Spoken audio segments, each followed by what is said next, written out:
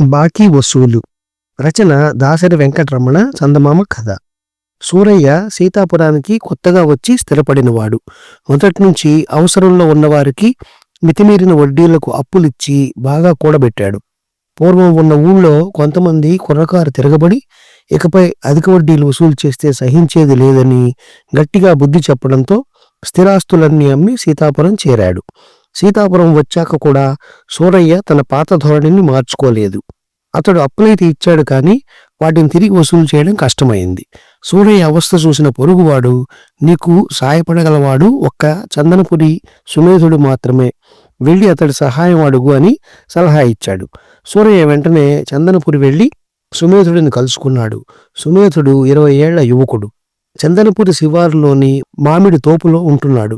సుమేధుడితో తను వచ్చిన పని వివరించి ఎలాగైనా సహాయపడాలని వేడుకున్నాడు సూరయ్య.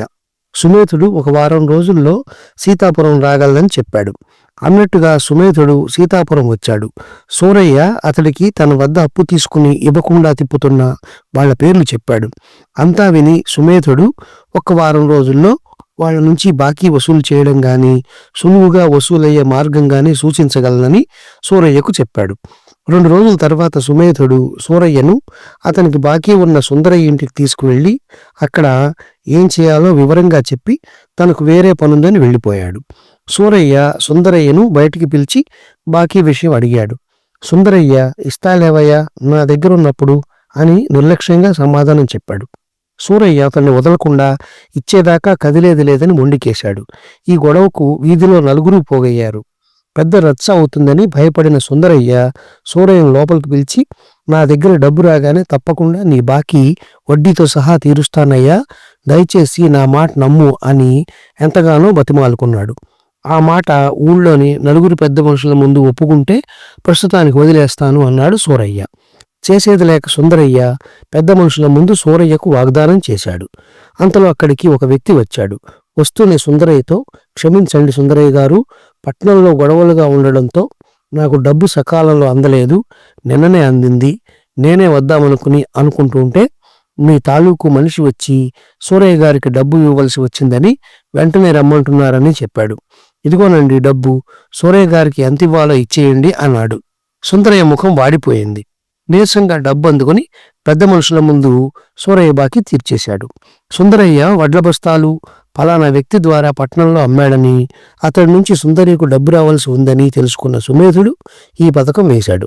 సూరయ్యకు బాకీ ఉన్న మరొక వ్యక్తి చంద్రస్వామి. సుమేధుడు అతడిని ప్రతిక్షణం వెంటాడి పరిశీలించసాగాడు. అతడికేమీ ఆధారం దొరకలేదు.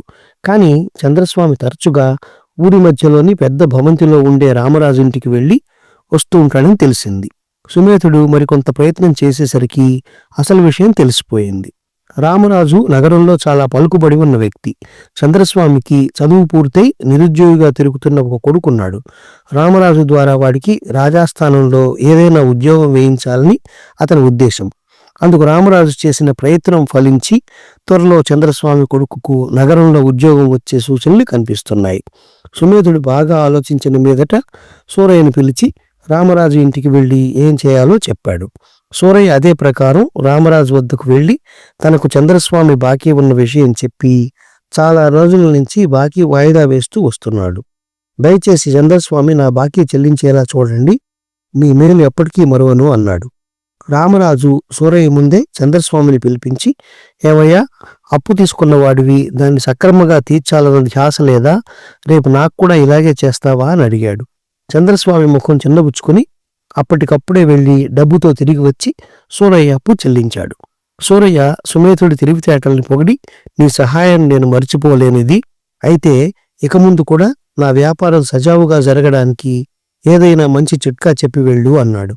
దానికి సుమేధుడు, ఎన్ని చిట్కాలు చెప్పి ఏం లాభం, మన వ్యాపారం నిజాయితీతో కూడుకుని నలుగురు హర్షించేలా ఉన్నప్పుడు ఎలాంటి చిట్కాలు అవసరం లేదు. ఎటువాడి అవసరాన్ని ఆసరాగా చేసుకుని మితిమీరిన వడ్డీకి ఆశపడకుండా ధర్మ వడ్డీ తీసుకోండి చాలు అన్నాడు. అంతా బాగుంది, కానీ ఇంకా ఒక బాకీ మిగిలిపోయింది, అది కూడా వసూలై ఉంటే బాగుండేది అన్నాడు సూరయ్య పెద్దగా నిట్టూర్చుతూ. ఎవరు, ఆ శంకరయ్య సంగతేనా? చెప్పాను కదా, పాపం అతన్ని వదిలేయి, వాళ్ల తమ్ముడితో గొడవ పడి పంతానికి పోయి చాలా నష్టపోయాడు అన్నాడు సుమేధుడు. అయితే ఆ బాకీ నేను పూర్తిగా వదులుకోవాల్సిందేనా అన్నాడు సూరయ్య చాలా బాధగా. సుమేధుడు కాసేపు మౌనంగా ఆలోచించి, నీకు ఇన్ని బాకీలు వసూలు చేసి పెట్టాను, అందుకు నాకు ప్రతిఫలంగా కొంత ఇస్తావు కదా, ఆ సొమ్ము నాకేం వద్దులే, దానిని శంకరయ్య బాకీ కింద జమ కట్టుకో అన్నాడు. నిర్వికారంగా, మాటలో ఏమాత్రం విరుపు లేకుండా అంటున్న సుమేధుడి ముఖంలోకి చూసిన సూరయ్యకు జ్ఞానోదయం అయినట్లయింది. అంతేకాదు, అప్పటికప్పుడు ఒక నిశ్చయానికి వచ్చాడు. సుమేధుడిపై అంత నమ్మకం కలిగింది సూరయ్యకు. సూరయ్య ఒక్కసారి గొంతు సవరించుకొని, నువ్వు తెలివైన వాడివే కాదు, మంచి మనసున్నవాడివి. నువ్వన్నట్లు నీకివ్వవలసిన డబ్బు శంకరయ్య బాకీ కింద జమ కట్టుకుంటాను. కానీ నీకు ప్రతిఫలంగా నేనొక కానుక ఇవ్వదలిచాను. ఆ విషయం మా అమ్మాయి సువర్చలను అడిగి చెబుతాను అంటూ లోపలికి నడిచాడు. అంతవరకు తలుపు చాటున ఉండి వాడి సంభాషణ వింటున్న సూరయ్య ఏకైక పుత్రిక సువర్చల సిగ్గుతో పెరట్లోకి పరుగు తీసింది. ఈ కథ నచ్చినట్లయితే షేర్, లైక్, సబ్స్క్రైబ్ చేసి పక్కనున్న గంట ఐకాన్ని కొట్టండి.